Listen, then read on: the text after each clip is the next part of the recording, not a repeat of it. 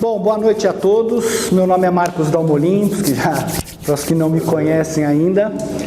Nós vamos fazer hoje a terceira palestra sobre o livro de Urântia. A primeira palestra nós falamos sobre o que é o livro de Urântia, o que ele vem a ser, por que ele é uma revelação. Na segunda palestra a gente deu continuidade mostrando a cosmologia com base no livro de Urântia. O que é esse cosmos? E para os que não vieram e para os que vieram também vou fazer um pequeno sumário, porque isso ajuda bastante a entender o livro. E a terceira palestra hoje, nós vamos entrar num tema bastante interessante, porque no fundo ele não deixa de ser difícil, que é justamente falar de Deus e sua natureza e manifestações. Você imagina nós, seres finitos, limitados, falando do infinito. Hoje eu vou fazer um pequeno sumário, porque esta parte da cosmologia, ela vai influenciar no que vai ser falado hoje sobre a manifestação de Deus. A terminologia, nós vamos discutir um pouquinho essa terminologia do que vem a ser Deus, deidade, divindade. A origem de Deus, bárbaro, né? Os seres mortais discutindo a origem de Deus, eu acho isso sensacional.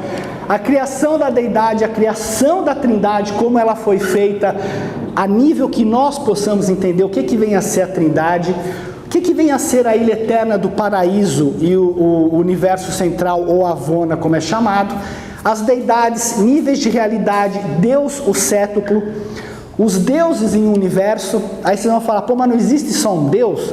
Pois é, os deuses em um universo, os espíritos ajudantes da mente, influências espirituais que ajudam na mente humana, o ser supremo e o futuro da deidade. Muito bem, a nossa primeira parte é discutir um pouquinho sobre a cosmologia, que foi a palestra passada, e quais são os níveis espaciais segundo o livro de Urântia.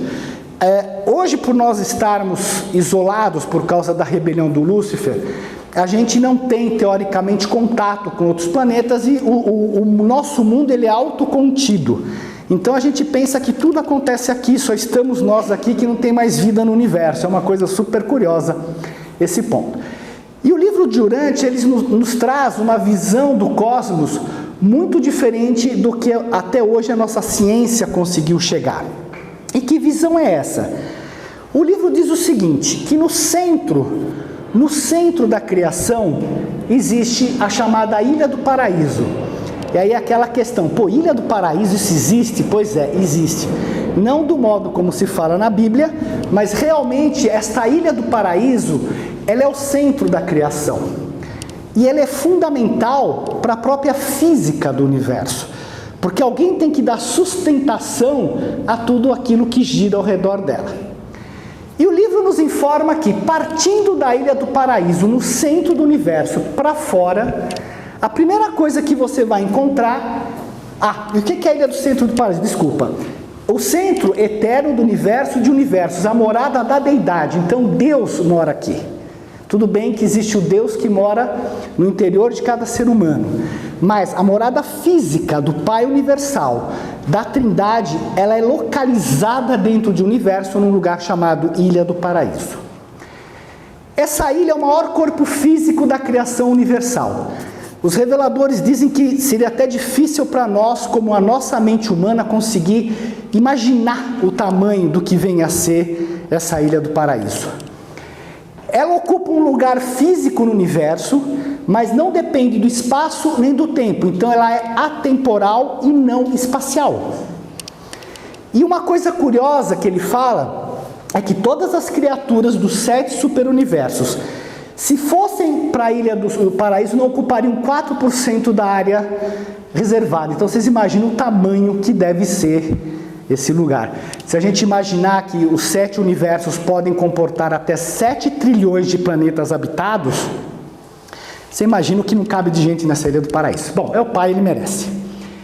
Vindo para fora da Ilha do Paraíso, o segundo ponto que você encontra vai ser o chamado universo central, ou Avona. Eu prefiro falar até Avona, porque vocês vão ouvir muito falar de Avona durante o livro inteiro. E o que vem a ser esse Avona? Essa foto, para mim, esse desenho, essa pintura, é uma das mais belas que eu posso ver em relação a Avona.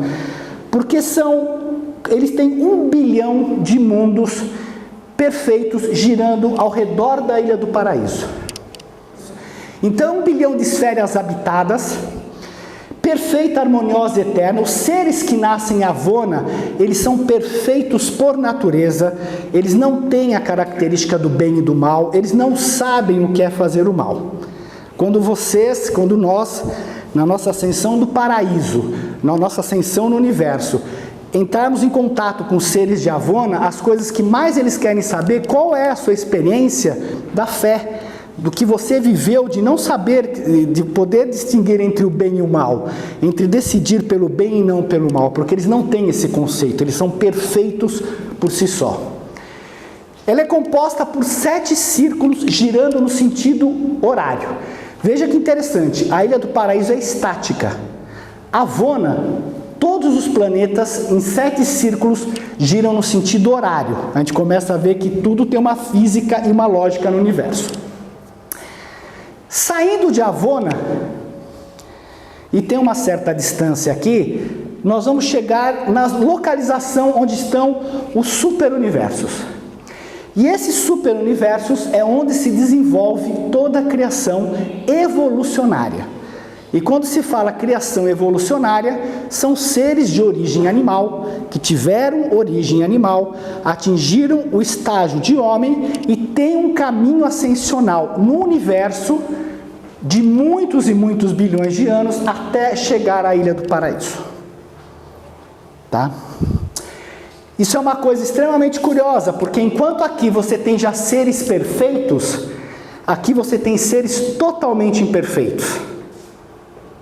Enquanto aqui esses seres não sabem, eles conhecem, eles veem, eles se relacionam com as deidades, aqui você caminha pela fé, você caminha pelo seu trabalho interior e nessa transformação interior para você poder atingir lá. Essa palavra, na verdade, o universo é um só. E são setores regionais ou administrativos. Então, o universo central é uma parte do universo físico. A Ilha do Paraíso é física. A gente não vê porque a tabela periódica deles é maior que a nossa.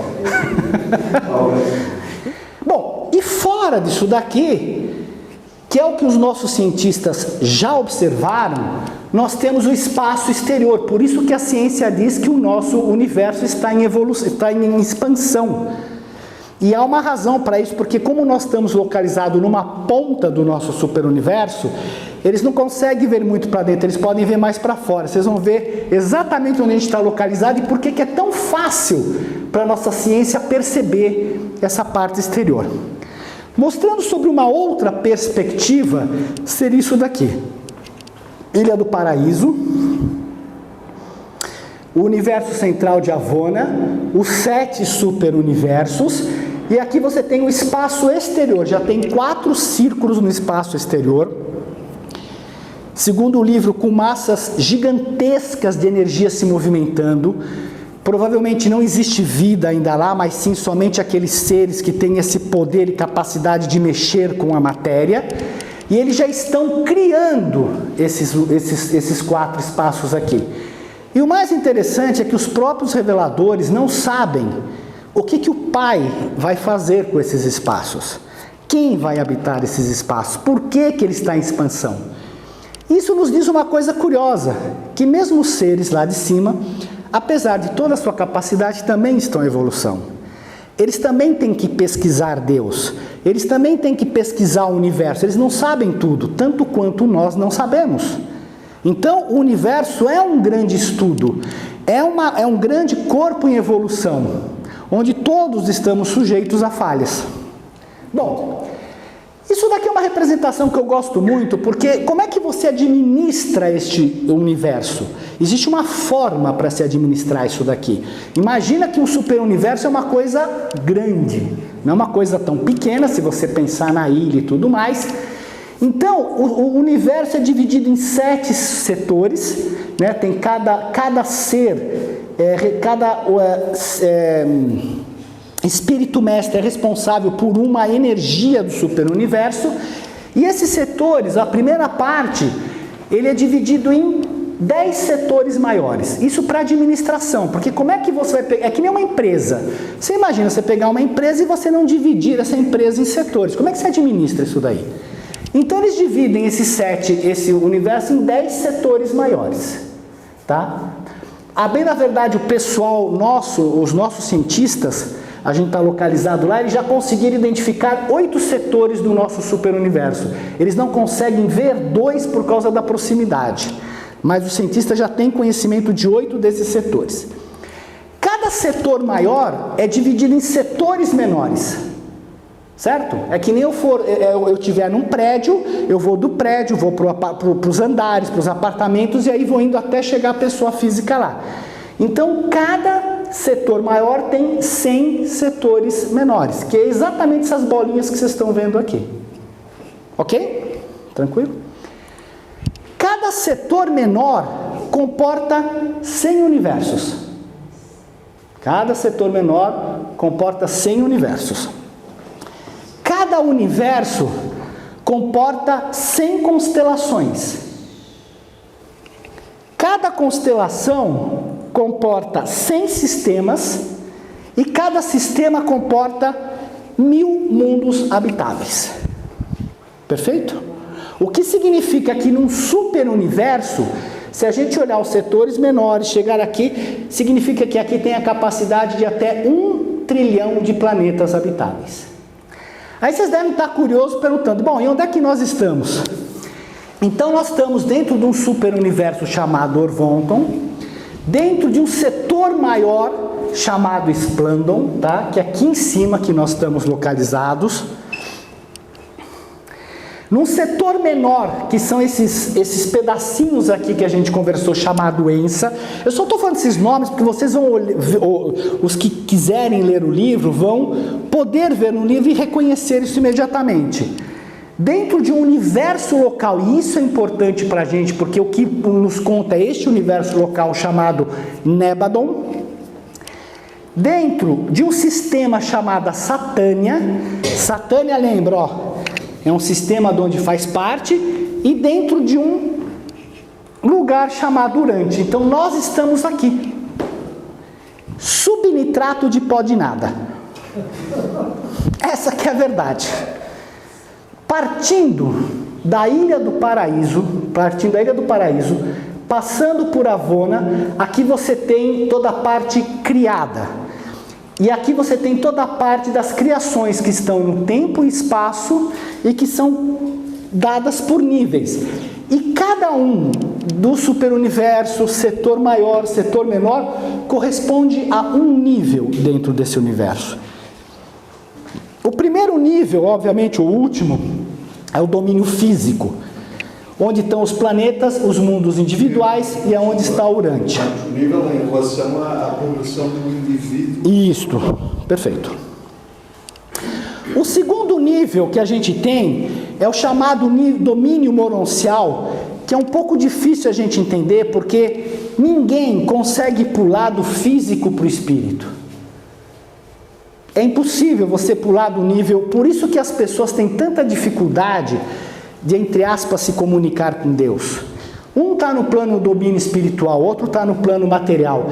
Existe um domínio chamado moroncial, onde ele é uma mescla do domínio físico com o domínio espiritual.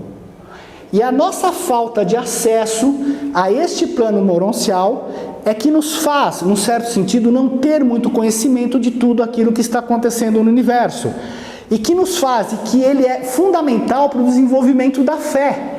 Porque você tem que acreditar nisso daqui sem conhecer este passo intermediário. Porque todas as religiões falam assim, não, você tem que ir para o espírito, você tem que desenvolver o espírito, porque tudo é Deus. Só que eles não te mostram a ponte. E esta ponte entre o físico e Deus chama-se fé. E pelo fato de a gente ter origem animal, não é só a fé. Nós temos que trabalhar este lado animal, desenvolvê-lo para efetivamente nos tornarmos humanos, no sentido da palavra, transformar todo este estado interior, para você depois poder galgar aqui no espiritual.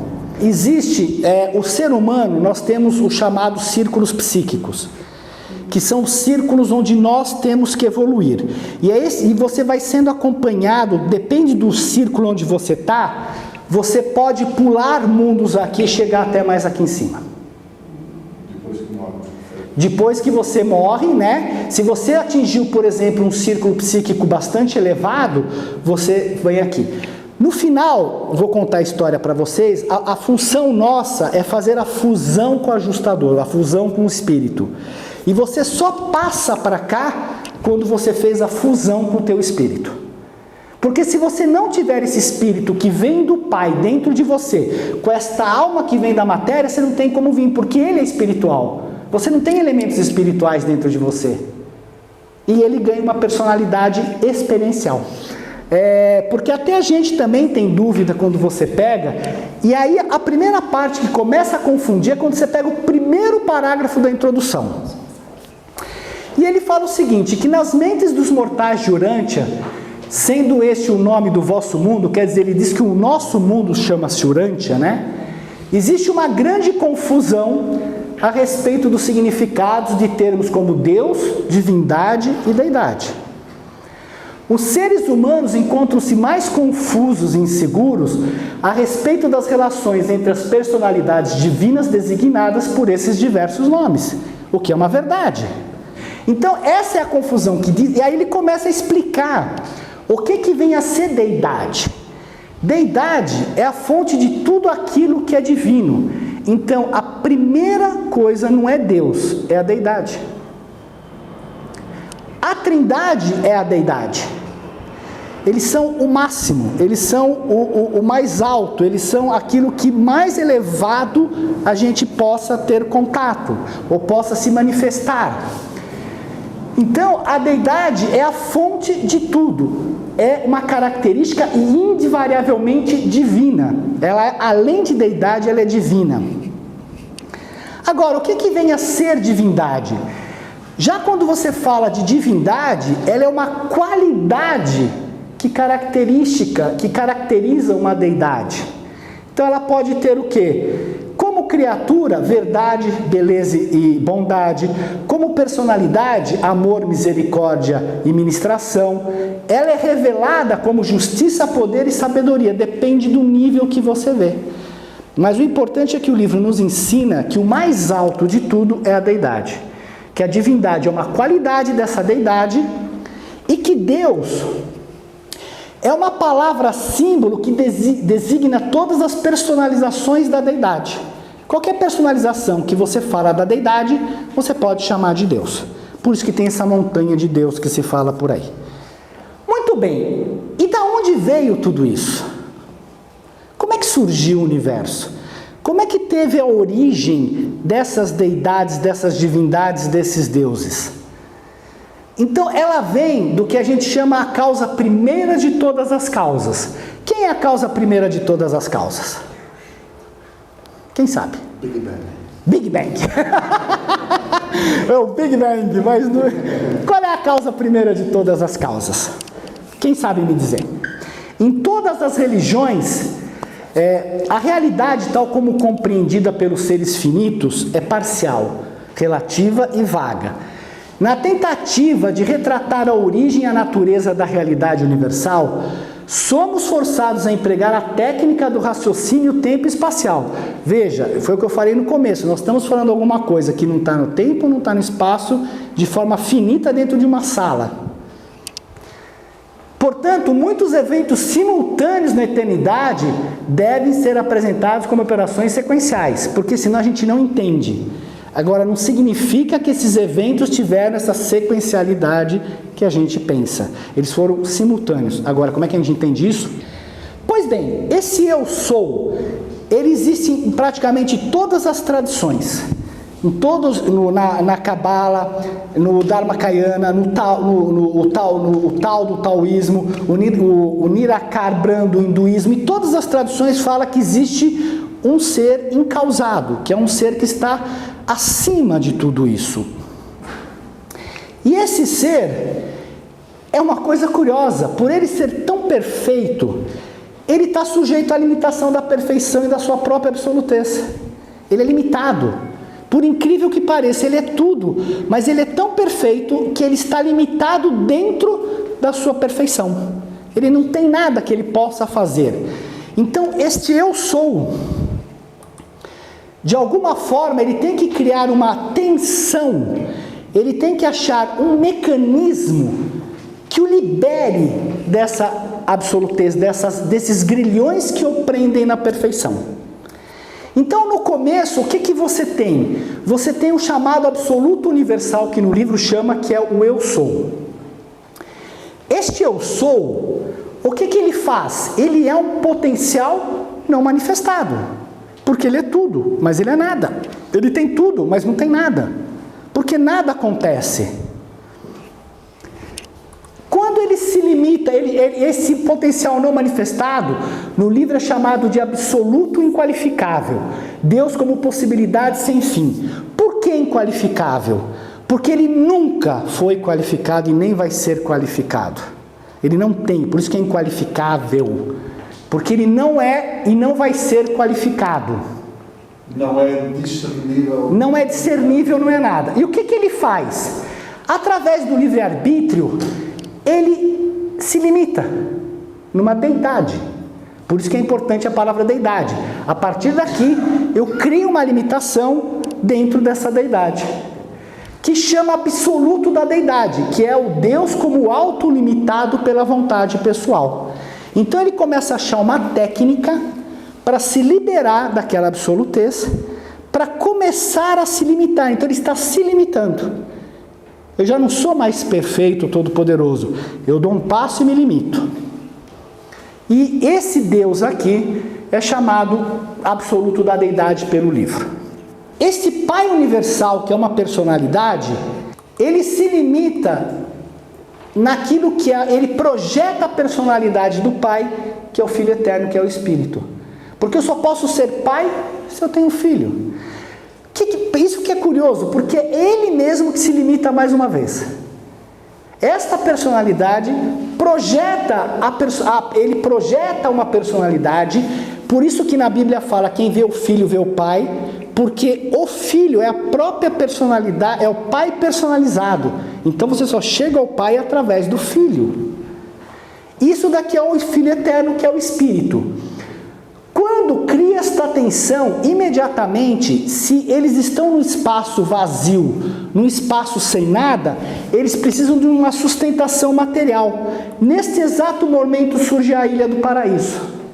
E aí, ao mesmo tempo que ele cria a Ilha do Paraíso, faz o quê? Ele vem o Espírito Infinito, que é o doador da mente. Então esta é a Trindade, é a manifestação da Trindade, que ela mora, vive e nunca se afasta da Ilha do Paraíso.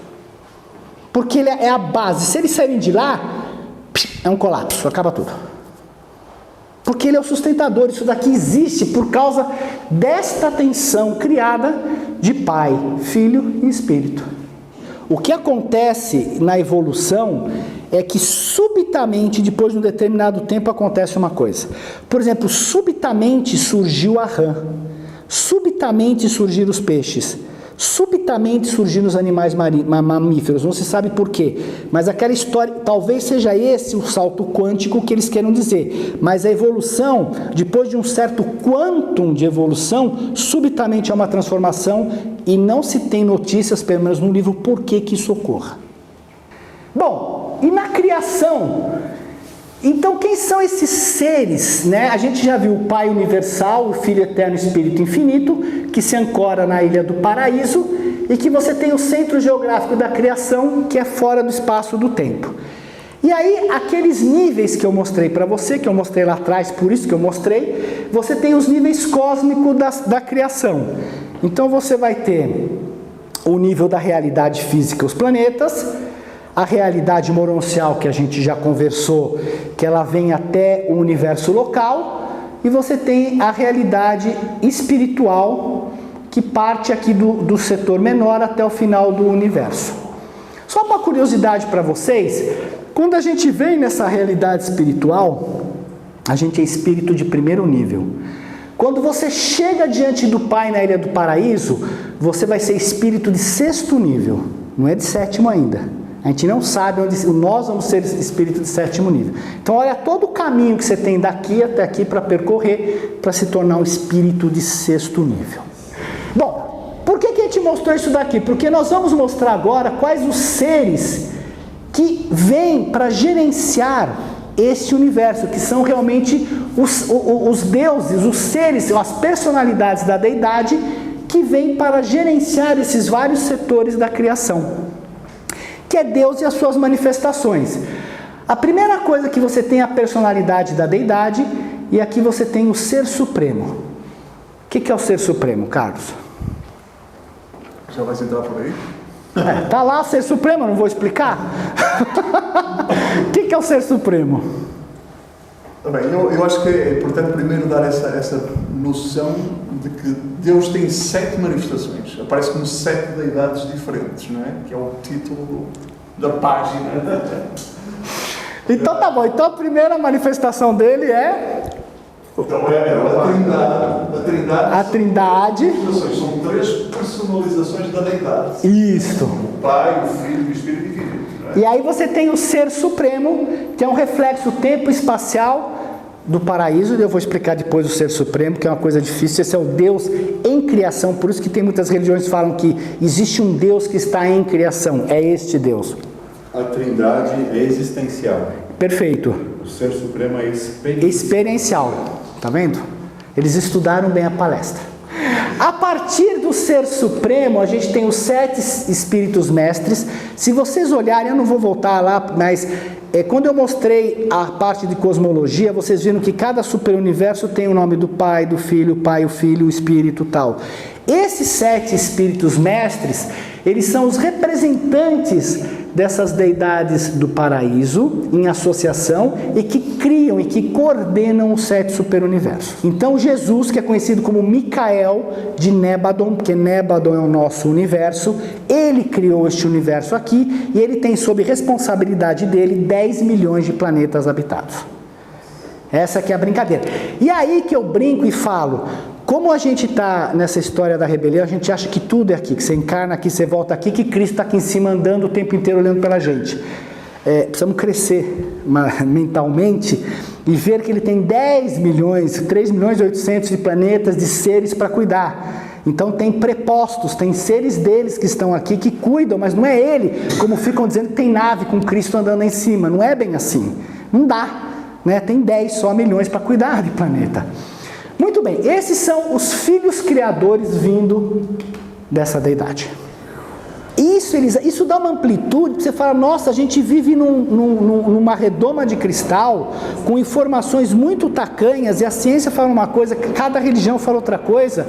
Então, essa que é a função de um livro que se diz uma revelação de época, é ele trazer um pouco de clareza sobre a confusão que reina hoje no planeta. Essa que é a ideia. Bom, quem são os governantes divinos? Então, os governantes divinos são chamados, é a ordem dos 12 dias, vocês vão ver que tem uma enormidade de ordem dos dias, são as perfeições dos dias, eles governam os setores maiores, que é aquela parte grande, são juízes e administradores do setor maior. Olha, eu vou contar uma coisa para vocês. Quando eu li, eu falei, não é possível ter tanto juiz no universo, meu, deve ser alguma coisa que... Não é possível ter tanto tribunal, deve ser é sério. Então isso daqui são os seres que a partir da deidade governam um superuniverso. E aí ele tem todo, que nem se fosse presidente e os diretores e depois o nível de gerente e assim tudo mais. Então isso daqui é bacana, porque a partir daqui, tendo essa consciência, mesmo que você não saiba o que é um filho Vorodandegna, não importa. O importante é ter a consciência que existe, que este universo, que o nosso universo, ele é totalmente governado, ele é totalmente estruturado, não é uma coisa jogada, como a gente tem a impressão que estamos sós no universo, que surgiu de um Big Bang. Teoricamente não surgiu, ele tem todo um esquema arquitetônico por trás dele, todo um gerenciamento muito bem estruturado. Por exemplo, isso é uma coisa tão curiosa que quando Jesus, ao estar passando pelos planos moronciais, ele apareceu para os seres humanos, não é que os seres humanos o viram, os portadores da vida, internamente fizeram modificações no sistema visual dos seres humanos para poder enxergar. Os controladores físicos, eles fizeram modificação no sistema dos seres humanos para eles poderem enxergar Jesus, porque senão não enxergaria. Então, se esses seres estão em outros níveis, você não enxerga mesmo. Alguém tem que modificar o teu sistema para você poder enxergar. Os deuses e o universo, da onde eles surgem? Então, por exemplo, um ancião do dia, ele é uma manifestação do Pai, do Filho e do Espírito. Eles se juntam e manifestam um ancião do dia. Como? Não tenho a mínima ideia. Tá? Eles manifestam. Então ele é um ser de origem trinária. Já os filhos criadores, eles são da ordem dos Micaéis, né? Eles são manifestados pelo Pai e pelo Filho. O Pai, uma coisa curiosa, o Pai sozinho, a única coisa que ele criou sozinho foi o Filho Eterno. O resto ele só cria em conjunto. Ele deu a prerrogativa de criação para a Trindade e para os seres prepostos dele. Mas o único ser que ele criou sozinho foi o Filho Eterno, porque é ele mesmo a personalidade dele. Depois tem uma criação também triunitária da Trindade, que são os filhos instrutores da Trindade, que, se eu não estou enganado, eles saem para instruir nos universos, certo? Certo. Esse eu guardei. Então eles saem para instruir em todos os universos e são chamados de Dainais. Isso que é bacana. Dentro de um super universo, esses filhos criadores, eles não atuam sozinhos. Eles recebem do Espírito Infinito uma parceira, que é o Espírito Mãe daquele universo. Então, o Micael tem uma consorte que vem do Espírito Infinito para, junto com ela, desenvolver o universo. Isso é belíssimo. Por isso que você fala do Espírito Santo, não é bem o Espírito Santo, mas é a mãe deste universo. O Espírito Mãe, o que ela faz? Ela doa. Lembra que eu falei que o Espírito Infinito nos doa a mente? Então, esse Espírito Mãe do universo, ela doa para a gente os 7 espíritos ajudantes da mente. E a gente pensa que a nossa mente trabalha sozinha. Você tem 7 circuitos dados pelo Espírito Infinito para que a gente possa pensar. Como eu falei, não existe mágica no universo. A gente é uma máquina. Tudo que a gente faz tem alguma coisa por trás efetivamente trabalhando nisso. Muito bem, o que são o Espírito Mãe do universo local? O que são esses ajudantes da mente? O primeiro é o espírito da intuição. É o primeiro espírito que tem e ele faz parte do reino animal. O fato de você ter uma percepção rápida, ter instintos, reflexos, senso de direção, isso é um sentido do espírito da intuição. O espírito da compreensão vai te dar a coordenação do conhecimento, a associação de ideias espontânea, o raciocínio rápido. O espírito da coragem vai te dar a fidelidade, a base da aquisição do caráter, a raiz intelectual, a fibra moral e a bravura espiritual. O espírito do conhecimento, a curiosidade, que é o fato do ser humano procurar, e mesmo os animais, eles são curiosos, principalmente gato, né? Onde tem coisa eles vão tudo atrás. Tem o espírito do conselho, que é o impulso social, que é a parte do relacionamento. Isso é uma coisa curiosa porque o ser humano não é naturalmente social. Ele tem que desenvolver este lado. Ele é um ser gregário, mas ele não é um ser puramente social. É uma coisa engraçada isso. O dom da cooperação com a espécie. E aqui, todos esses 5 espíritos, eles são compartilhados entre os humanos e os animais. Se a gente olhar, é fácil você identificar, quer dizer, pelo menos alguns nos animais, e nós temos ele. O que nos diferencia efetivamente dos animais é o espírito da adoração, que é um impulso religioso, que é você poder ter buscar a Deus, e isso é extremamente estimulado pelo espírito que vive dentro de você. Ele usa isso para te pôr foguinho. As pessoas que têm muito foguinho de procurar Deus, é porque ele está lá te cutucando, para você ir para frente. Às vezes cutuca demais, viu? E aí a gente quebra a cara. E tem o espírito da sabedoria, que é o coordenador e articulador do trabalho de todos os outros. Então, o que nos diferencia dos animais é isso aqui. E baseado nisso daqui, é muito fácil você começar a entender a esfinge que está lá no Egito, né? Porque você tem o corpo todinho animal, com somente 2 diferenciadores, e você tem na cabeça onde mora o espírito, não é no coração. Por isso que aquela esfinge tem a cabeça animal, tem a cabeça de ser humano, né? Então é isso que nos diferencia, que é uma dádiva da mãe do universo local, para que a gente possa se desenvolver. Que aqui é o seguinte: você tem o campo de crescimento experiencial da deidade, que é a trindade do paraíso, que é a mente cósmica, e o grande universo, que é a matéria. O grande crescimento experimental humano, aqui é experiencial da própria deidade. Nós temos um Deus em formação chamado Ser Supremo. Aqui nós temos um ser em formação chamado Ser Humano. Então aqui nós temos um ajustador, nós temos um espírito ajudante da mente, que a gente viu, e nós temos um corpo humano, que é a matéria. E esses 2 seres aqui, que estão em evolução, através da experiência, este daqui vai formar a chamada alma humana, que eu falei que nós estamos construindo a nossa alma. Em alguns movimentos chamam corpo de luz, é a mesma coisa, mas no fundo é a própria alma. E este campo experiencial do universo está criando um Deus chamado Ser Supremo, que é o Deus que vai congregar todas as experiências dos 7 superuniversos. Ele vai ser um ser como um grande banco de dados, onde tudo aquilo que a humanidade experienciou vai estar gravado nele. Dentro do englobando o superuniverso, você tem a deidade experiencial, quer dizer, esse daqui é existencial porque eles foram criados. Aqui é experiencial porque ela está em realização, que é o Ser Supremo, que é esse Deus que está em desenvolvimento. Quando tudo tiver pronto na parte exterior dos universos, você vai ter a segunda deidade experiencial, que vai ser chamado Deus Último. Aqui é chamado o Ser Supremo, aqui é chamado Deus Último, que vocês devem ter lido na introdução e não entenderam nada, o que é o Deus Último. Ele é o Deus experiencial desta parte que ainda está em formação. E englobando tudo isso daqui, você vai ter o Deus chamado Absoluto, que vai ser o Deus tanto da parte existencial como dessa parte do Deus Último. Ele vai ser chamado Deus Absoluto.